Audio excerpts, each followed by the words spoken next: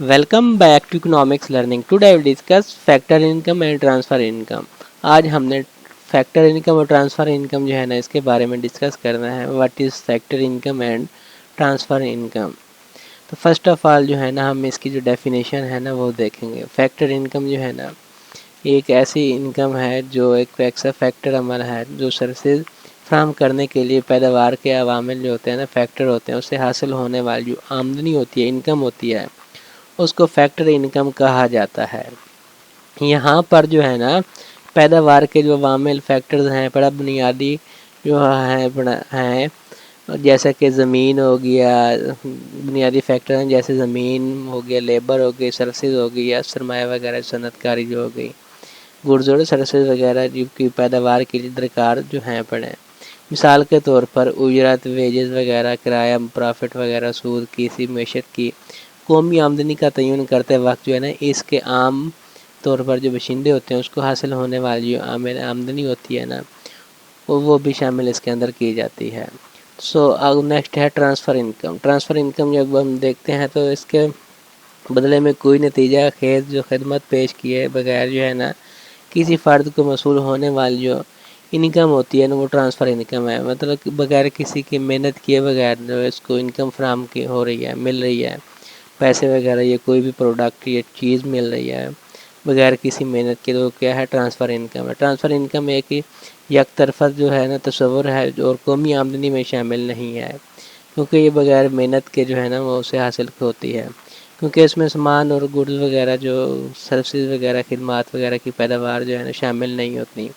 مثال کے طور پر بڑھاپے کی پینشن وغیرہ یا پاکٹ منی ہو گئی یا تحائف وغیرہ, اسکالرشپ وغیرہ جو ہے نا اس کی منتقلی آمدنی بیرون ملک سے یا کسی کنٹری کے اندرون ملک سے جو حاصل ہو سکتی ہے. مثال کے طور پر کسی کنٹری کی گورنمنٹس کو ادا کیے جانے والے جو ٹیکس کی منتقلی آمدنی ہیں پڑے کیونکہ وہ بدلے میں کوئی پیداواری جو خدمات ہیں پیش کیے بغیر ٹیکس وصول کرتے ہیں. اسی طرح گورنمنٹس کی طرف سے شہریوں کو فراہم کی جانے والی جو سبسڈیز وغیرہ ہوتی ہیں ٹرانسفر پیمنٹس ہیں پڑے کیونکہ انہیں بدلے میں کوئی نتیجہ خیز جو ہے نا سروس نہیں ملتی. یہ کیا تھا ہمارا ٹرانسفر انکم تھی. اب جو ہے نا ہمیں اس کے جو میننگ ہے نا وہ دیکھیں تو فرسٹ آف آل جو اس میں میننگ دیا ہوا ہے income received by factor of production for rendering factor services in the production process. پیداواری عمل میں جو فیکٹر سروسز فراہم کرنے کے لیے جو پیداوار کے جو عوامل ہوتے ہیں نا فیکٹر ہوتے ہیں نا اس سے جو حاصل ہونے والی جو انکم ہوتی ہے وہ کیا ہے فیکٹر انکم ہے. ٹرانسفر انکم کیا ہے income received by an individual without rendering any productive services in return. بدلے میں کوئی پیداواری خدمت پیش کیے بغیر جو کسی فرد کو موصول ہونے والی جو آمدنی ہوتی ہے بغیر کسی کام کیے بغیر جو سے انکم مل رہی ہوتی ہے وہ کیا ٹرانسفر انکم ہے. تو کنسیپٹ کیا ہے فیکٹر انکم جو ہے factor income is an earning concept. Factor income کیا ہے ایک ارننگ کنسیپٹ ہے جس میں کمائی کا تصور پیش کیا گیا ہے. اور transfer income is a receipt concept. اس میں ٹرانسفر انکم کیا ہے کہ رسید کے طور پر تصور ہے پڑا.